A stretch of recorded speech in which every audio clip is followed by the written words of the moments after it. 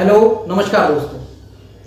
23 जुलाई 2024 को हमारी वित्त मंत्री श्रीमती निर्मला सीतारमण बजट प्रस्तुत करने जा रही है। यह उनका 7वां बजट है। इससे पूर्व 1 फरवरी 2024 को श्रीमती निर्मला सीतारमण ने अपना 6वां बजट प्रस्तुत किया था।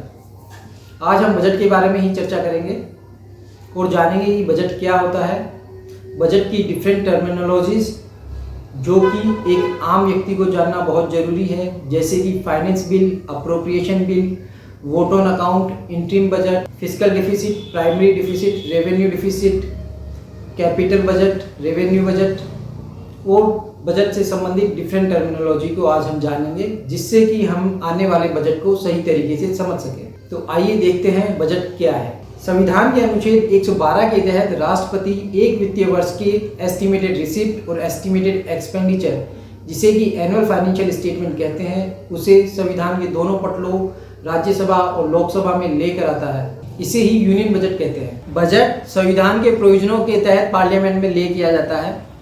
आजकल संविधान का जिक्र पार्लियामेंट में खूब हो रहा है और अभी का रिसेंट डेवलपमेंट ये है कि करंट गवर्नमेंट ने 25 जून को संविधान हत्या दिवस के रूप में मनाए जाने का नोटिफिकेशन जारी कर दिया है।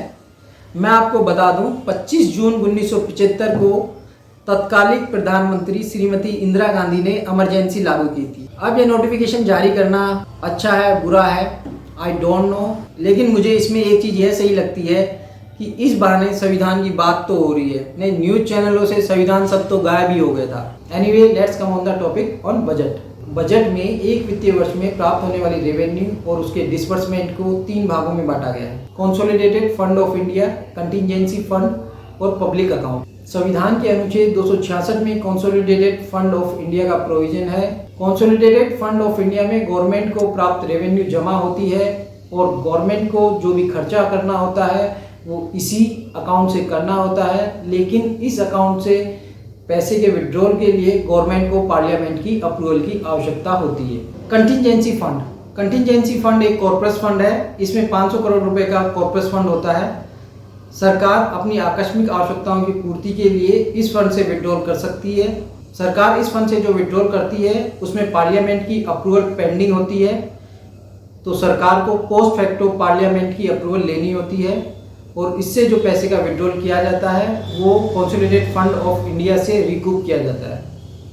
अब हम बात करते हैं पब्लिक अकाउंट की। सरकार की बहुत सारी स्कीम्स होती हैं, small saving schemes, provident fund, इन सब में पब्लिक का पैसा जमा होता है और पब्लिक ऑन डिमांड इस पैसे को विड्रॉल कर सकती है। तो पब्लिक अकाउंट से पैसे के विड्रॉल के लिए पार्लियामेंट की अप्रूवल की आवश्यकता नहीं होती है। पब्लिक अकाउंट में सरकार कुछ स्पेसिफिक पर्पज़ के लिए भी पैसा जमा कराती है, जैसे कि रोड फंड, एजुकेशन के लिए, तो कुछ स्पेसिफिक पर्पज़ के लिए भी पब्लिक अकाउंट में सरकार पैसा जमा करा सकती है। हमें याद है 1 फरवरी 2024 को श्रीमती निर्मला सीतारमण ने अपना 6वां बजट प्रस्तुत किया था।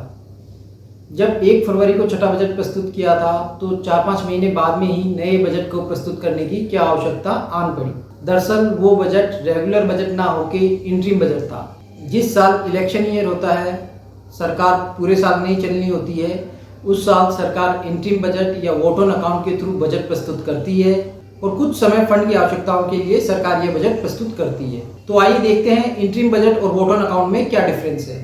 इंटरिम बजट शॉर्ट टर्म के लिए होता है। इसमें सरकार 1 मार्च से जब तक इलेक्शन ना हो जाए कुछ समय तक के लिए फंड के विड्रॉल के लिए प्रोविजन करती है, जबकि वोट ऑन अकाउंट 2 महीने के लिए होता है। इसको एक्सटेंड भी कर सकते हैं, लेकिन नॉर्मली है 2 महीने के लिए वैलिड होता है। वोट ऑन अकाउंट में सिर्फ नेसेसरी एक्सपेंडिचर के लिए प्रोविजन होता है। इसमें रिसिप्ट्स का कोई डिटेल नहीं होता है, जबकि इंटरिम बजट में एस्टिमेटेड रिसिप्ट्स और एक्सपेंडिचर का प्रोजेक्शन होता है। वोट ऑन अकाउंट में बजट पर डिस्कशन नहीं होता है, यह बिना डिस्कशन के ही एक कन्वेंशन के थ्रू पास होती है। इंटरिम बजट में सरकार टैक्स रिजिम में भी चेंजेस कर सकती है, जबकि वोट ऑन अकाउंट में सरकार किसी तरह के टैक्स रिजिम में चेंजेस नहीं कर सकती है। So these are the major differences between vote on account and interim budget.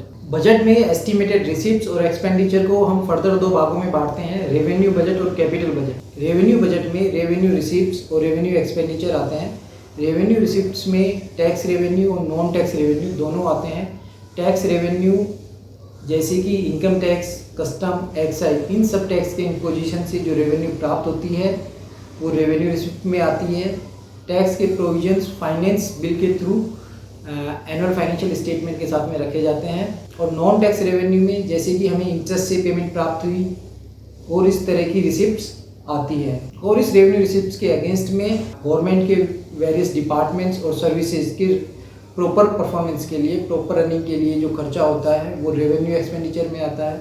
इसके साथ ही हम अगर कोई इंटरेस्ट पेमेंट कर रहे हैं तो वो भी अपना रेवेन्यू एक्सपेंडिचर में आएगा, तथा यूनियन गवर्नमेंट, स्टेट और यूनियन टेरिटरी गवर्नमेंट को जो रेवेन्यू में से जो हिस्सा देती है वो भी रेवेन्यू एक्सपेंडिचर में आएगा। कैपिटल बजट में कैपिटल रिसिप्ट्स और कैपिटल एक्सपेंडिचर आते हैं।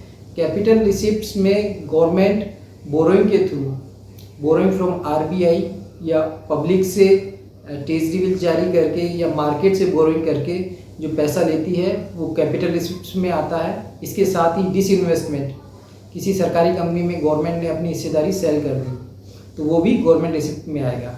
इसके अगेंस्ट में जो कैपिटल एक्सपेंडिचर होता है वो कैपिटल क्रिएशन के लिए, कोई लैंड एक्वायर कर ली, कोई बिल्डिंग कंस्ट्रक्शन कर दिया, तो कैपिटल क्रिएशन के लिए जो एक्सपेंडिचर है वो कैपिटल एक्सपेंडिचर होगा। इसमें आपका शेयर्स में इन्वेस्टमेंट भी आएगा। तो आइए हम देखते हैं बजट को सदन में किस तरीके से रखा जाता है। बजट सदन में फाइनेंस बिल और अप्रोप्रिएशन बिल के द्वारा रखा जाता है। फाइनेंस बिल और अप्रोप्रिएशन बिल दोनों ही मनी बिल की श्रेणी में आते हैं। मनी बिल और फाइनेंस बिल में डिफरेंस होता है, या स्पीकर डिसाइड करता है कि कौन सा बिल मनी बिल है और कौन सा बिल फाइनेंस बिल है।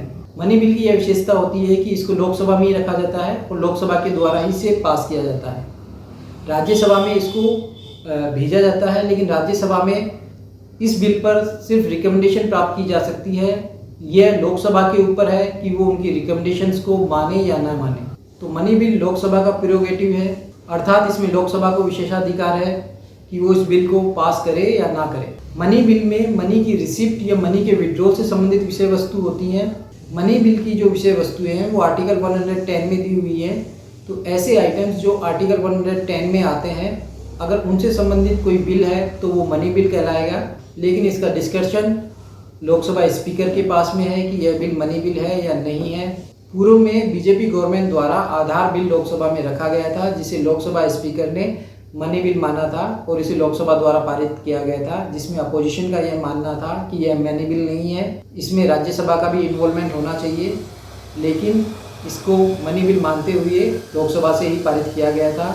इसमें सुप्रीम कोर्ट के भी कुछ कमेंट थे और अपोजिशन का यह मानना था कि इसमें मनी से संबंधित इश्यूज नहीं है, ज़्यादा से ज़्यादा इसे फाइनेंस बिल की सेकंड कैटेगरी में डाला जा सकता है। फाइनेंस बिल की सेकंड कैटेगरी में भी राज्यसभा के अनुमोदन की आवश्यकता होती है। एनीवे, फाइनेंस बिल और अप्रोप्रिएशन बिल क्या होता है, आइए जानते हैं। फाइनेंस बिल में एक्सपेंडिचर को फाइनेंस कैसे किया जाए इससे संबंधित बिल आते हैं। इसमें tax imposition, tax abolition, remission, alteration, इन सभी से संबंधित बिल फाइनेंस बिल कहलाता है।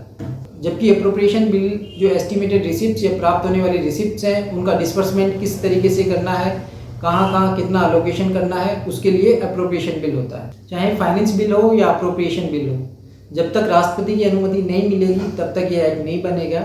और without appropriation act government can not withdraw any money from the consolidated fund of India. आइए अब हम जानते हैं फिस्कल डिफिसिट क्या है, प्राइमरी डिफिसिट क्या है, रेवेन्यू डिफिसिट क्या है।